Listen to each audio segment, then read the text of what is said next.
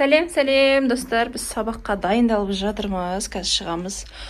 Бүгін бізде погода бұзылды. Қыздарды бүгін осындай күшті леопард қып киіндірдім.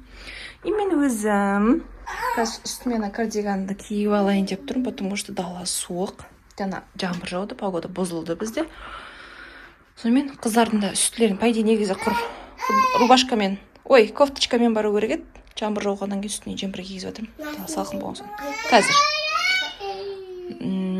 бүгін сабаққа осылай кетіп бара жатыр. Аларыңды алыңдар. Кеттік ал. Аяқ киімдеріңді кие қой. Киіне қойыңдар. Жүре ме қызым? Аяқтарын жақсылап киіп алыңдар. Сумкаларында асыңдар сосын арқаларыңа. Қыздарым сабаққа кетіп барады. Негізі біздің мектеп болу керек қой, үйдің тура жанындағы. Бұл жерде налевой жоқ болған соң жаққа бардық қой. Бірақ бір жақсы біреу ақ жол. Тік жолмен шыға саламыз болды. Опанайым жылы киіндіріп салып алдым. Погода күшті, әдемі біз. Жылы екен далаға шықсам. Жаңбыр болғанға суық па десем. Дала күшті, өпті дала. Суық емес екен. Жаңбыр жауғанға суық шығар деп жылы киініп алып шықсақ, вообще суық емес. Жай жаңбыр жауып тұр ғой, жайдан.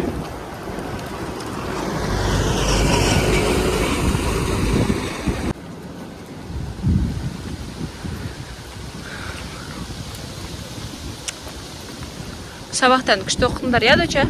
Жазуды әдемі ғып жазыңдар, жарай ма? Кеше дәптерден сап бердім ғой, сол дәптерге әдемі ғып жазыңдар.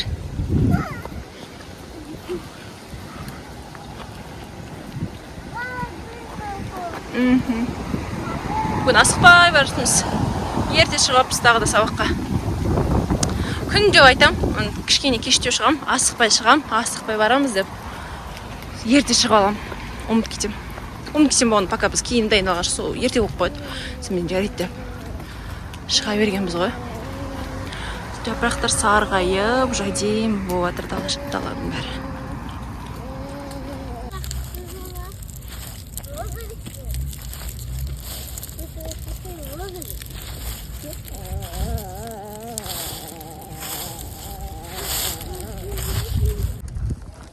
Бүгін күштісіна, погода әдемі отырғаны.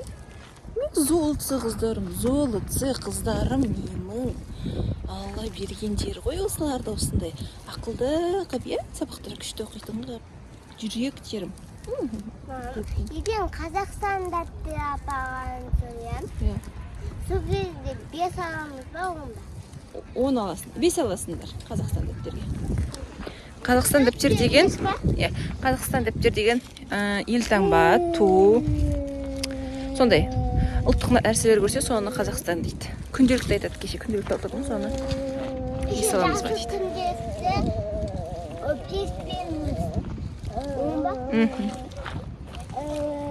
Ал әңгіме айтыңдар, қыздар.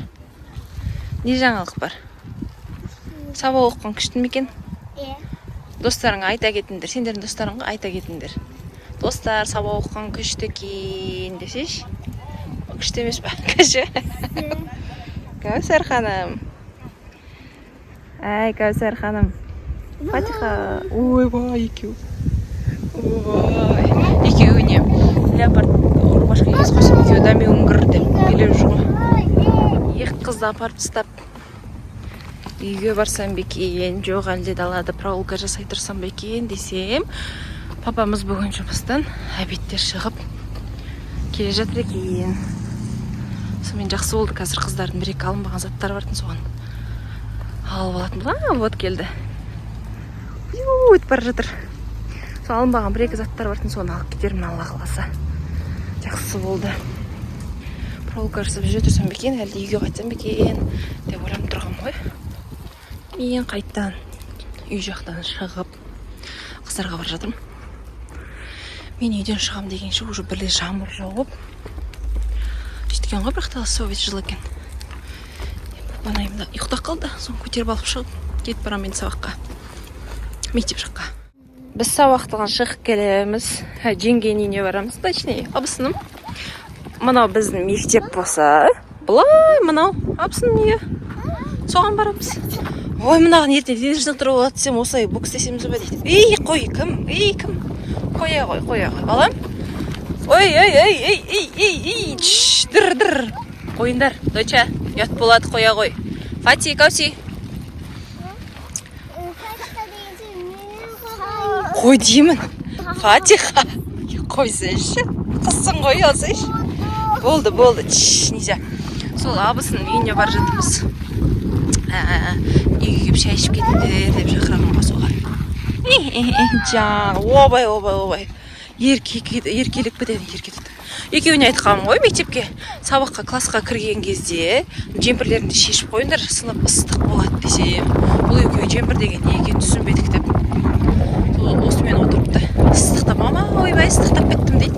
Айтып шешпедіңдер ме енді деп. Кетіп бара жатырмыз жаққа. Үйге. Ол кісілерге вообще рахат негізі. Жолдан бетіп шығып кіре салады. Доча, жүгірме, құлайсыңдар. Кеуін жүрсін ай. Тәбішкеңді шештін әні. Ой, тәбішкетін туфригіңді. Сол үйістік кетіп бара жатырмыз. Папамыз сол үйде бола беріңдер деді. Пока что кешке жұмыстан шыққанда алып кетеміз деп. Жүгірме, балам, жүгірмеш, құлайсыңдар. Фатиха, Кәусар. Біз жеңгеміздің үйінен шығып, үйге қайтайық деп тұрмыз. Есі алдында кішті, осы доланы өсіп тұр. Жаз осы доланан дочар аңдыған тұны. Пісті ма деп кеп қарап тұр соны. Пісіп бекен? Жоқ, піспеп па? Уқтай түсіп кетті, жерге түсіп кетті. Соны үйге қайтайық деп тұрмыз. Қызыл, жоқ жеме, жуылған жоқ. Үйге қайтайық деп жатырмыз. Үйге барып үй тапсырмасын орындау керек. Бүгін үй тапсырмасын беріпті жаңа қыздарға. Үйге үй тапсырмасын орындап, кешкі тамақ істеп, сондай тірліктер бар бүгін. Мен осып отырмын. Кәусар деген бөпені өзім кәтетейш дейді, екі ойнатып жүр. Қанеке, ал. Құлатып ал жүрме. Ал, итер енді. Күші жоқ Кәусар, тамақ ішпейді қайдан? Итер ал. Қазір. Абысымызды күтіп отырмыз далада. Құлақ қаман, доча, құлатып ал жүрме. Күшті далада. Кішкене салқындап тұр, бірақ күшті болып тұр дала. Доча, бүгін қандай өлеңін жаттадыңдар, айтып берші. Көрсетпе, алып шықпай қой, просто айтып бер. Қандай өлең? Мектебім бірдеме деген бағаны. Қалай? Ұмыт қалдым. Ұмытасың енді. Пожалуйста, көрсетейшін. Жоқ, алып шықпай қой. Қызым, не таңдап атсыңдар? Не таңдап атсыңдар? Тырнақ? Үші тырнақ жаман ғой. Қажет емес. Крем? Жоқ, нельзя. Папа, крем? Жарайды, қазір әкеден сұрап көреміз, дер ме? Қыздарға пончик пісіріп жатырмын. Ішіндегісін ада бауырсақ қылып қойдық қыздар. Пончик дайындап жатырмын. И мына жерде қалғанын бауырсақ жасай салдым. Қазір пісіре салатын шайға. Қыздар шай ішуге. Менде осындай пончиктар шықты и бауырсақ. Дочалар на тарелкамен біреу жеп алды. Қазір мен шай қойып қояйын. Сосын шаймен жейтін боламыз, Аллах қаласа. Мен үйге келіп кешкі тамақ дайындап жатырмын. Пельмен дайындап жатырмын.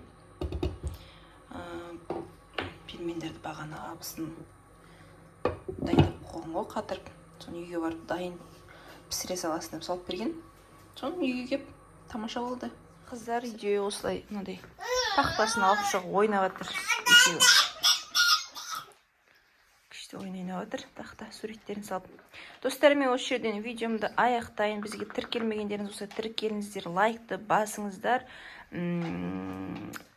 комментарийді жазыңыздар. Сау болыңыздар, достар. Пока-пока.